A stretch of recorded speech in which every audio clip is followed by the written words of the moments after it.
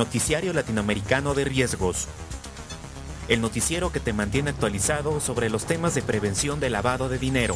prevención de fraude y riesgos operativos en Latinoamérica. En este noticiero encontrará análisis, opinión, estudio de casos y soluciones reales a los problemas que se enfrentan en el día a día los gerentes de riesgos de los intermediarios financieros latinoamericanos. Nuestra realidad desde el punto de vista del control de riesgos operativos. Síguenos en Facebook, en Twitter y en nuestra página de internet www.migueltenorio.com.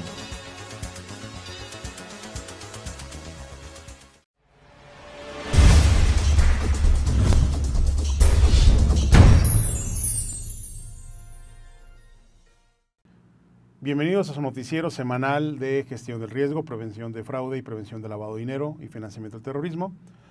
Esta semana tenemos una serie de noticias que nos van a ayudar a fortalecer nuestras operaciones como oficiales de cumplimiento y las analizaremos cada una de ellas para ver cuáles son nuestros puntos de mejora y sobre todo qué aprendemos de esto que está desarrollándose a nivel mundial en los temas de nuestro interés. La primera noticia es una noticia en donde la Alianza del Pacífico y sus unidades de inteligencia financiera, específicamente México, Colombia, Chile y Perú, han firmado un acuerdo de colaboración y estrechamiento de relaciones para fortalecer el modelo de prevención de lavado de dinero en estos países. Y es que los directores de la Unidad de Inteligencia Financiera de estos países, de los cuatro, Colombia, México, Chile y Perú, suscribieron un convenio en el marco del 17º Pleno de Gafisud celebrado en Buenos Aires. Los países miembros de la Alianza del Pacífico suscribieron este acuerdo precisamente para fortalecer el proceso y evitar los riesgos asociados a las operaciones internacionales que se pudieran estar dando en temas de lavado de dinero y financiamiento del terrorismo. Hay que recordar que los cuatro países que han firmado, quizá de una manera menor, Chile, son países que son en este momento blanco, ya sea de exportación, tráfico o de producción de estupefacientes o de drogas, y esto ha ocasionado una preocupación mayor de estos países y el fortalecimiento, obviamente, de sus modelos de prevención de lavado de dinero. Y el convenio fue suscrito por el jefe o el director de la Unidad de Inteligencia Financiera de Chile, Javier Cruz, de la Unidad de Información y Análisis Financiero de Colombia, Luis Edmundo Suárez, de la Unidad de Inteligencia Financiera de México, Alberto Basbás, y de la Unidad de Inteligencia Financiera del Perú, Sergio Espinosa. Entre los aspectos más importantes es el fomentar el intercambio de información al mayor grado posible, todo esto para buscar estratégicamente el fortalecimiento de los modelos de prevención de lavado de dinero y evitar que este fenómeno pueda incrementarse en estos países, sobre todo combatir de una manera oportuna, eficaz y relevante el tema de lavado de dinero y las operaciones con recursos de procedencia ilícita. Y una declaración importante que hicieron los jefes de las unidades de inteligencia financiera de estos países es el hecho de que han mutado mucho las tipologías que se realizaban a nivel internacional para el lavado de activos. Hay que recordar que a manera como se han implementado nuevos modelos de negocio y otros esquemas que acumulan valor como las tarjetas de prepago, los teléfonos celulares y algunos otros elementos, los grupos delictivos las han empezado a utilizar para lograr los fines del traslado de un país a otro, los recursos de procedencia ilícita y sobre todo que estos esquemas han fortalecido algunas colaboraciones locales. Durante el pleno del Gafisud, Chile y Colombia también profundizaron un alcance convenio bilateral para fortalecer un convenio que habían firmado desde el año 2009. Y es que acordaron también realizar estudios conjuntos y estratégicos y metodologías analíticas para poder determinar cuáles son las tipologías que están aquejando el desarrollo de las operaciones de este tipo en los países sudamericanos. Este tema obviamente es importante y lo que los oficiales de cumplimiento debemos de comprender es la importancia de llevar a cabo un debido cumplimiento, un debido proceso, una debida diligencia del conocimiento del cliente y sobre todo establecer mecanismos que garanticen que la actividad que estamos desarrollando para detectar, prevenir y reportar operaciones con recursos de procedencia ilícita se están realizando de la mejor manera posible. Es un comentario recurrente de su servidor en muchos de los foros en los cuales nos invitan a participar. El hecho que la autoridad tiene toda la película completa y nosotros solamente tenemos una parte de la película. Entonces es muy importante que en realidad nosotros podamos identificar este tipo de operaciones y sobre todo que hagamos una debida diligencia que nos permita estar tranquilos del cumplimiento que estamos dando a las propias obligaciones en temas de reporte. monitoreo de operaciones y sobre todo la información que le hagamos llegar a la autoridad que sea relevante, oportuna y sobre todo suficiente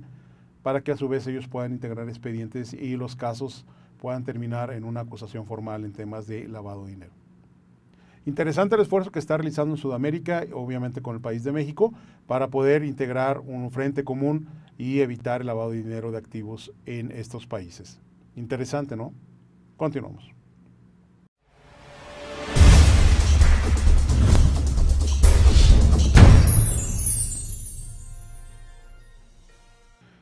En otra noticia que hemos estado platicando recurrentemente es el tema del oro.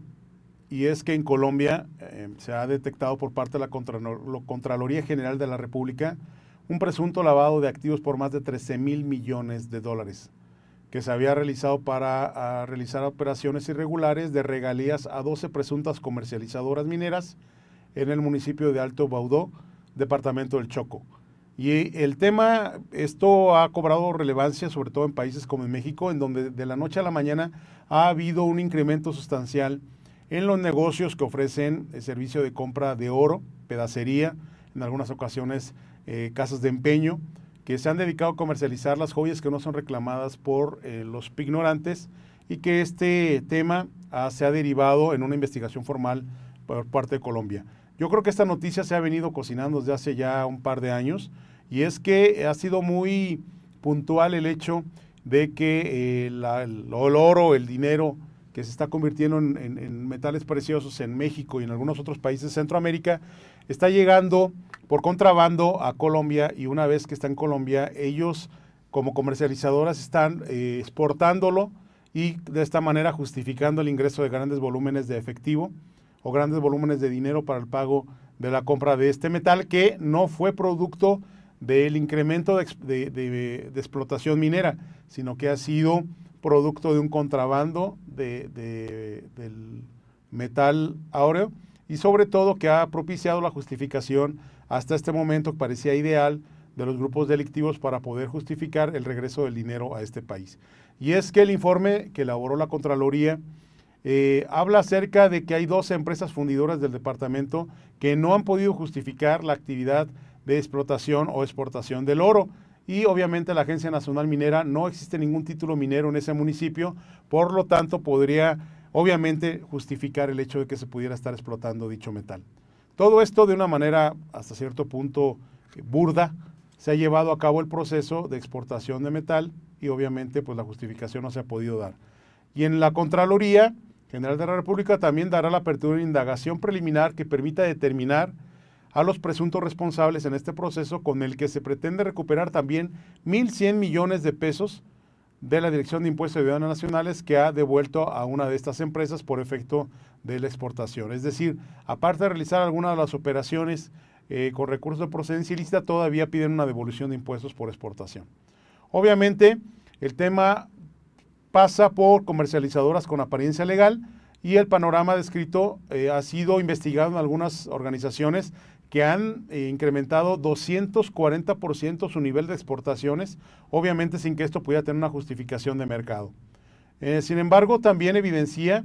la Contraloría el hecho de la apariencia legal de los recursos y cómo se ha tratado de justificar con el pago de impuestos. Y toda esta operación que está siendo investigada se ha llevado a cabo del 2006 al 2012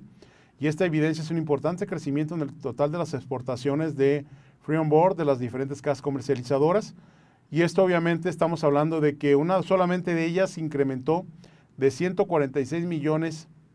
el año 2006 la exportación del metal áureo a 453 millones de dólares en el 2012. Esto da en promedio un 210% con un promedio anual de crecimiento del 20.78. Y obviamente esto ante las autoridades y la investigación puede ser muy simple de detectar. ¿Cómo es posible que en un municipio o en una localidad que no tiene asignada ningún título de explotación minera de oro, pues esté recibiendo regalías internacionales por la explotación del mismo y comercialización en otros países? Obviamente, estos países llegan inclusive a hacer algunas transferencias internacionales, no solamente de países como México, sino también países como Estados Unidos y otros países de Centroamérica. La idea es que el dinero llegue obviamente a Colombia y la investigación de la Contraloría va a dar mucho todavía que dar mucha información que tendremos que analizar. Ahora, como oficiales de cumplimiento, ¿qué es lo que esta noticia nos va a dar de información? Bueno, obviamente está hablando de una tipología, está hablando de algo que a nivel internacional a todos los oficiales de cumplimiento nos han pedido en los diversos congresos y foros de discusión a nivel internacional, el hecho que pongamos especial atención a este tipo de sociedades. Recuerden que inclusive algunos países, como el caso de Colombia, el caso de México, el caso de Guatemala, ya existen disposiciones legales que obligan a los joyeros a reportar las operaciones que están realizando con el metal áureo y otros metales de acumulación de valor, como la plata, inclusive el platino. Todo esto lo que nos está indicando es que nosotros como oficiales de cumplimiento tendremos que hacer una debida diligencia hacia todas aquellas operaciones en donde la justificación de la transacción pudiera ser el pago de exportación de oro o bien el pago por el almacenaje, comercialización de metales preciosos. Hemos tenido algunas charlas con algunos joyeros de algunos centros importantes de producción de este tipo de objetos, como el caso de Guadalajara, el caso de Taxco, y obviamente la preocupación es el hecho que lo pudieran estigmatizar, es decir, poder creer que todos los joyeros se dedican al lavado de dinero. Si bien es cierto, eso es una falsa aseveración, también es cierto que por justos pagan por pecadores y obviamente todo el sector financiero y todos aquellos que tienen que realizar operaciones con este tipo de negocios, pues obviamente tendrán considerado a los comercializadores de oro como una actividad de alto riesgo. Interesante, ¿no? Continuamos.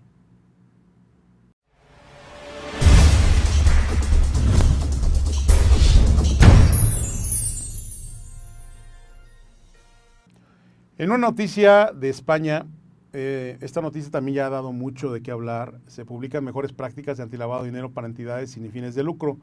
Y es que últimamente en la página web de la Comisión de Prevención de Blanqueo de Capitales del Ministerio de Economía de España se ha emitido un documento con las mejores prácticas para la prevención del blanqueo de capitales y el sector de organizaciones sin fines de lucro. Este documento puede entenderse como una actividad ordinaria de las autoridades para ofrecer herramientas didácticas y sobre todo alertar a la población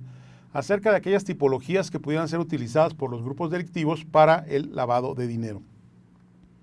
Y hay que recordar que todo esto sale a partir del caso del inculpado Iñaki Urdangarín, que es el yerno del rey,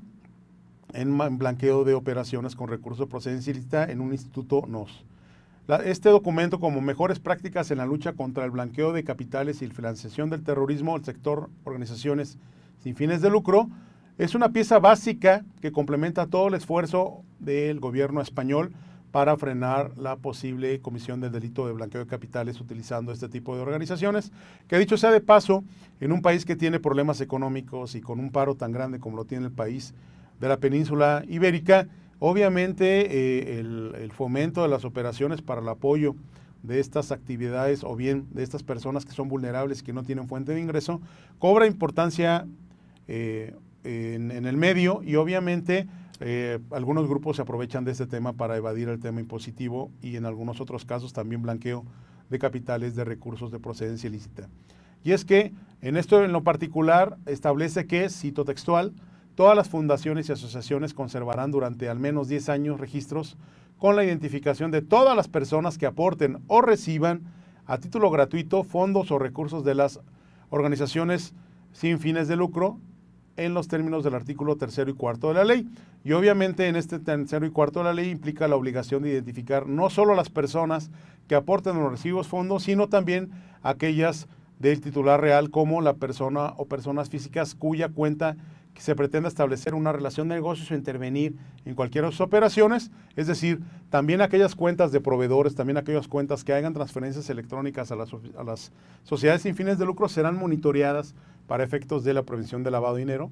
La persona o las personas físicas que en el último término posean o controlen directa o indirectamente un porcentaje superior al 25% del capital o los derechos de voto de una persona jurídica o persona moral en México,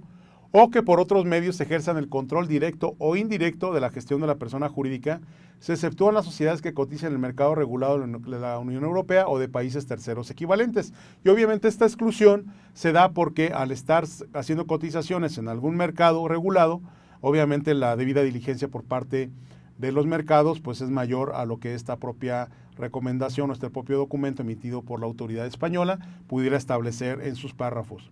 Otro de los temas importantes es que la persona o personas físicas que sean titulares o ejerzan el control del más del 25%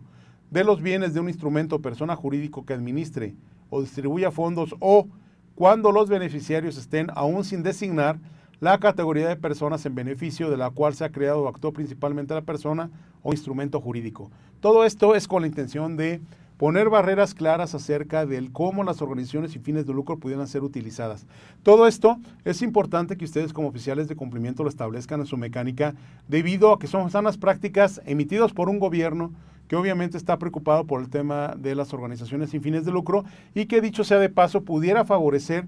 el establecimiento de controles adecuados como oficiales de cumplimiento en el tema de prevención de lavado de dinero.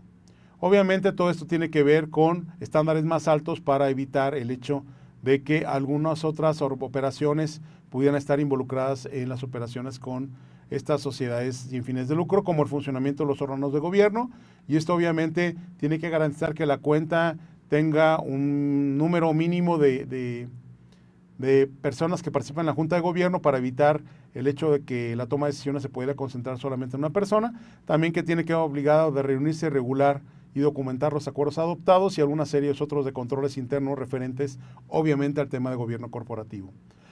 El segundo tema importante en esta nueva legislación o en esta recomendación que emite el Ministerio de Economía es la planificación y seguimiento técnico de la actividad que está declarando el propio organización, y obviamente esto deberán ser capaces de confirmar la efectiva ejecución de proyectos, en su caso la recepción de los fondos por parte de los beneficiarios y la realización de compras y gastos previstos. Obviamente también obliga a una transparencia financiera para efectos de evitar que sean utilizados para efectos de lavado de dinero. Oficiales de cumplimiento, entonces, les recomiendo que accedan a esta información y obviamente que tengan dentro de su modelo de mejora lo que el propio gobierno español está estableciendo para las sociedades sin fines de lucro. Interesante, ¿no? Continuamos.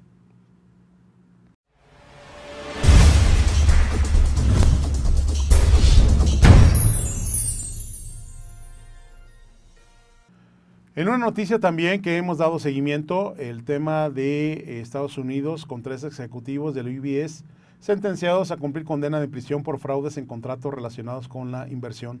del producto de bonos municipales. Y aunque esta noticia la hemos venido platicando, yo quisiera acentuar el hecho de que en Washington ya hay 3 ejecutivos de servicios financieros fueron sentenciados por el Tribunal Distrito de Estados Unidos para el sur de Nueva York por su participación en fraudes relacionados con la licitación de contratos para la inversión de los fondos de bonos municipales y otros contratos de financiamiento municipal. Esto, lo más relevante del tema es que fueron encontrados de falsificar información para obtener una mejor calificación, y esto obviamente obtuvieron beneficios por llevar a cabo esta falsedad de información. El fraude interno es uno de los principales promotores del tema de lavado de dinero, y muchas veces ni siquiera la intención del empleado es llevar a cabo el proceso de lavado de dinero, sino que es consecuencia de muchas veces presiones que pudiera tener la organización para alcanzar las metas comerciales. La presión que se está ejerciendo sobre los oficiales, sobre los ejecutivos de cuenta, está orillándolos hasta cierto punto, y es una de las justificaciones que ellos denuncian en el propio modelo de defensa, es que fueron presionados por parte de la propia organización para lograr las metas de la venta. Y es que fue sentenciado uno de ellos a prisión de 18 meses y un pago de $1 millón de multa penal. Otro fue sentenciado a 27 meses y multa de $400,000. Y el último fue sentenciado a 16 meses de prisión y pago de $300,000 de multa, en algo que en otros casos, como el caso de otras investigaciones importantes en Estados Unidos, no han concluido con sentencias hacia las personas oficiales de cumplimiento o personal directamente involucrado en el proceso de lavado de dinero. Esto es de llamar la atención, y obviamente a los oficiales de cumplimiento hay que ser muy puntuales en el hecho de que ahora ya hay sentencias, ya hay acusaciones directas por establecer esquemas laxos del control y la mitigación de riesgos en el esquema de prevención de lavado de dinero. ¿Cómo estamos documentando las cosas? En una determinada investigación pudiéramos determinar que quien está faltando al debido proceso establecido en nuestros manuales es el empleado, o por falta de claridad voy a ser yo el responsable del cumplimiento. Yo creo que esta noticia, que ustedes la pueden bajar de internet, la pueden encontrar en múltiples foros y múltiples fuentes de información en temas de prevención de lavado de dinero, es un tema que deberíamos de analizar profundamente y sobre todo encontrar cuáles son aquellos vicios de falsificación de información o alteración de datos, muchas veces de ellos con fin de lograr la meta, es que ocasionaron estas sentencias a estas personas que trabajaron para el UBIES, y sobre todo entender cuáles son las responsabilidades de cada uno de nosotros como oficiales para prevenir tanto el fraude interno, que dicho sea de paso, nuestra intención es que ustedes lo integren dentro de sus matrices de riesgo, también como el proceso que se lleva a cabo de verificación de la información capturada por parte de nuestros ejecutivos en la operación cotidiana. Interesante, ¿no? Creo que todo esto va a enriquecer a la operación nosotros como oficiales de cumplimiento y sobre todo que nos da luces acerca de cuáles podrían ser las deficiencias que estamos presentando en nuestra operación cotidiana. Continuamos.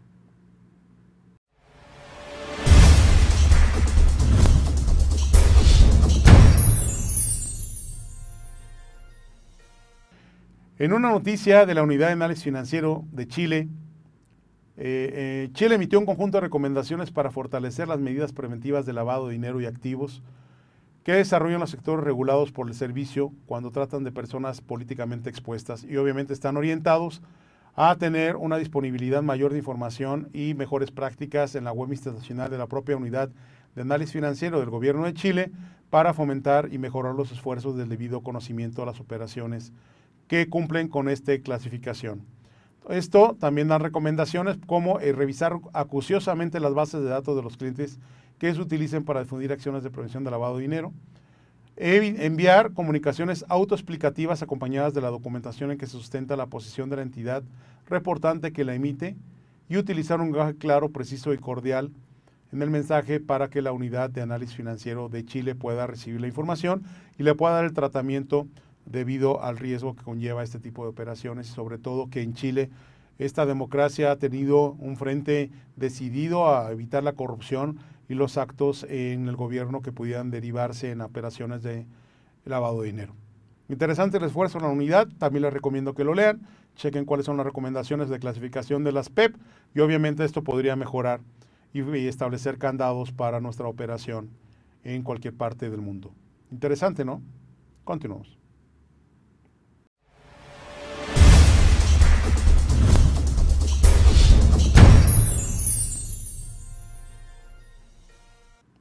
En otra noticia también relacionada con el seguimiento a las noticias de la moneda virtual, resulta que se está estableciendo un grupo que se ha denominado el Comité para el Establecimiento de Activos de Transferencia Digital, o la autoridad que establecerá estos estándares técnicos que se dedican a prevenir el lavado de dinero y financiamiento del terrorismo. Obviamente esto se están realizando por reguladores estatales y federales que están intentando monitorear las operaciones con monedas virtuales para actividades ilegales, la Bitcoin, y es la más popular entre las monedas que no están respaldadas por los bancos centrales. Y obviamente el grupo, como comentábamos, pues empezará a dar noticias importantes. Será relevante que ustedes busquen la información en internet para poder saber cuáles son las mejores prácticas y obviamente que en su operación no se vean involucrados en este tipo o no sean utilizados por algún grupo delictivo para triangular operaciones con monedas virtuales. Interesante, ¿no? Continuamos.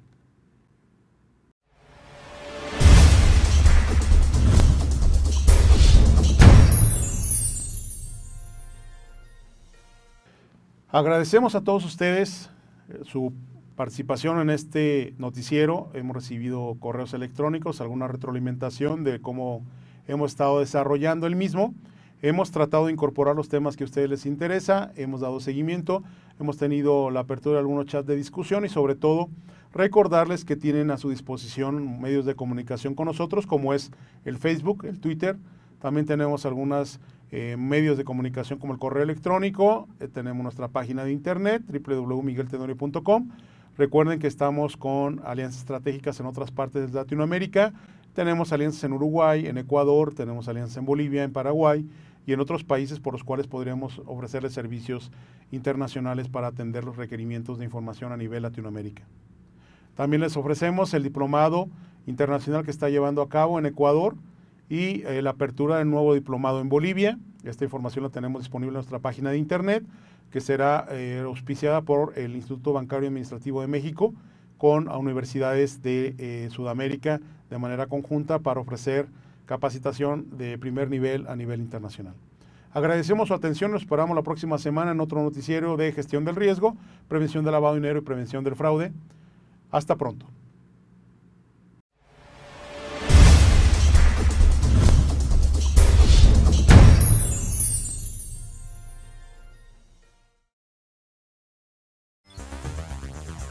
Noticiario Latinoamericano de Riesgos. El noticiero que te mantiene actualizado sobre los temas de prevención de lavado de dinero, prevención de fraude y riesgos operativos en Latinoamérica. En este noticiero encontrará análisis, opinión, estudio de casos y soluciones reales a los problemas que se enfrentan en el día a día los gerentes de riesgos de los intermediarios financieros latinoamericanos. Nuestra realidad desde el punto de vista del control de riesgos operativos. Síguenos en Facebook, en Twitter y en nuestra página de internet www.migueltenorio.com.